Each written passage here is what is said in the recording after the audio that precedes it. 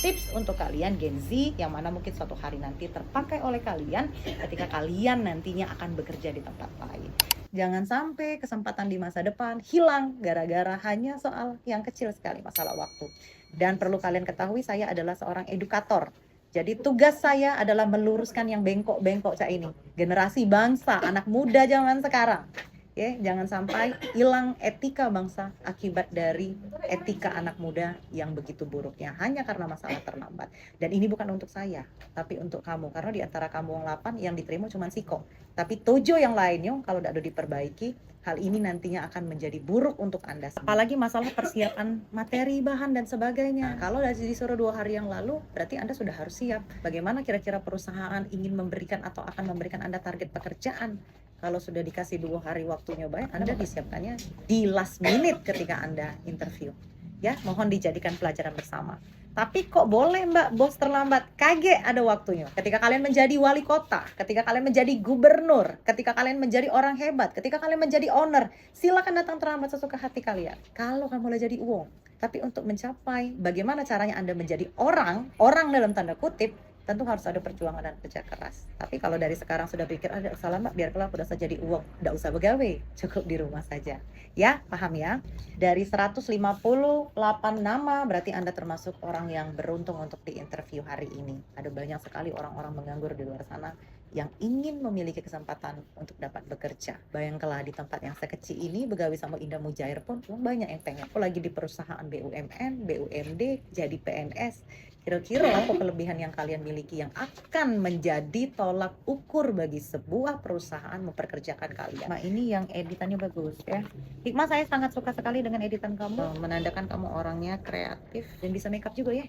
Oke, ini bagus. Nah, dan perlu diingat, salah satu kunci sukses untuk kalian semua adalah bukan pada nilai ijazah saja, tetapi kalian harus memiliki kemampuan lain yang diasah dari diri sendiri. Jadi konten kreator saat ini itu bukan menjadi pekerjaan yang bisa dianggap sepele oleh uang lain, karena konten kreator saat ini pemasukannya itu cukup besar, puluhan juta, bahkan ratusan, bahkan orang-orang tertentu itu bisa sampai miliaran penghasilannya.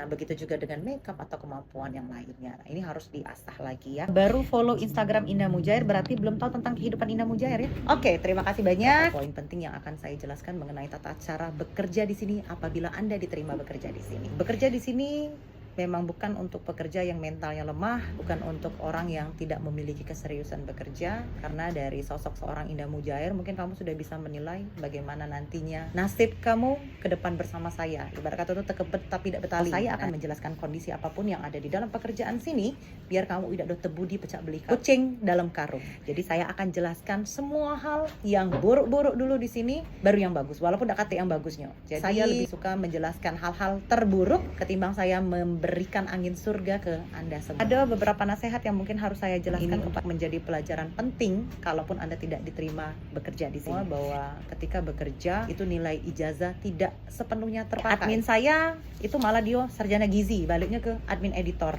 dan sebagainya, yang artinya yang namanya begawe itu jangan banyak kendak, jangan banyak milih, karena belum tentu kalian mendapatkan kesempatan yang baik ketika kalian diterima bekerja. Yang penting apapun pekerjaannya itu Allah galau yang ngasih rezeki. Ibarat kata kalau Allah tuh menurunkan hujan dalam bentuk ember, kalau rezeki kamu sama ember, nak kamu jadi konten kreator, nak kamu jadi tukang gorengan, nak kamu jadi berjualan pisang, atau nak kamu jadi pengusaha apapun, itu sebatas itulah yang kalian akan terima.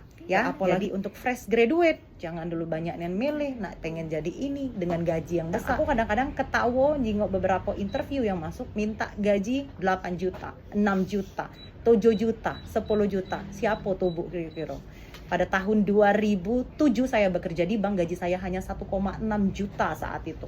UMR ada di saya lupa berapa, karena saya waktu itu masih pegawai kontrak. Bahkan saya dulu pernah bekerja sebagai honorer, staf honorer di pemerintahan, di badan kepegawaian daerah, menerima gajinya 400.000. Ongkos aku bawa mobil PP itu saat itu minimal 1 juta nombok.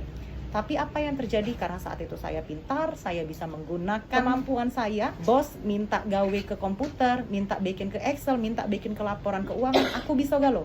Yang akhirnya aku dikasih rezeki dari bos. Nah, berarti rezeki kita pasti Allah yang memantaskan. Ini menjadi pelajaran untuk kalian semua, khususnya Gen Z. Karena Gen Z ini dia nak begawenya baik, nak gajinya besar, nak males-malesan kalau pacar, ya sudah itu nak sekendak dia. Begawe itu bukan bos yang menentukan, tetapi dia yang menentukan pekerjaannya. Selanjutnya yang kedua adalah bangun personal branding yang baik di Instagram. Karena ketika Anda menuliskan media sosial Anda, biasanya atasan Anda itu pasti membaca terlebih dahulu background dan latar belakang Anda. Kalau Gen Z kan zaman sekarang ini tidak pakai foto.